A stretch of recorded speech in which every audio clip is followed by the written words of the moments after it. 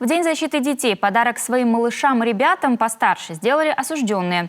Они подготовили для них аудиокниги, прочитали для своих сыновей и дочек сказки, повести и притчи.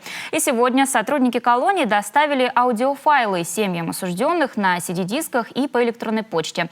Как отмечает ВУФСИН по Коми, это один из способов ресоциализации осужденных в местах лишения свободы. Это помогает им укрепить связь с семьей. Услышать из уст отца, дедушки сказку, рассказ, возможно, притчу. То есть то, чем мог бы, находясь рядом, отец, дедушка, поделиться со своим ребенком. Это дорогого стоит слышать голос родного человека, невзирая на то, где он сегодня находится. Он рядом. Когда мы открывали эту акцию, мы видели глаза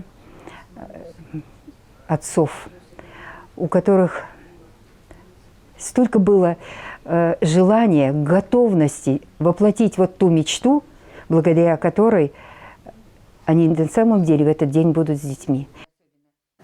Ранее члены общественной наблюдательной комиссии Коми подарили библиотеке исправительной колонии 25 сборники детских сказок и подборку притч, которые осужденные использовали в добром семейном проекте.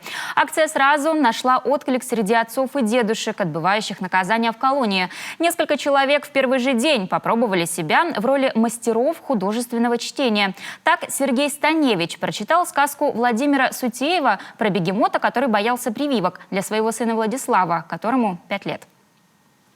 Выбрал я именно эту сказку по двум причинам. Потому что тема прививок в наше время очень актуальна. И вторая причина – это одна из любимых сказок моего сына. И поэтому я хочу ему сделать вот такой вот подарок на 1 июня, День защиты детей. Вот, чтобы по возможности он слушал ее и вспоминал меня, своего отца. Со своим сыном он созванивается каждые выходные по видеосвязи. Сам Сергей Станевич уже 4 года в заключении. За это время адаптировался, сделал правильные выводы и теперь стремится к условно-досрочному освобождению. Сказки своим детям прочитали и осужденные женщины. Содействие в проведении акции сотрудникам исправительной колонии 31 в Микуне оказали представители попечительского совета. Всего же к акции аудиокниги для детей осужденных подключились все исправительные учреждения УФСИН России по Коми. Прочитали сказки почти 200 заключенных.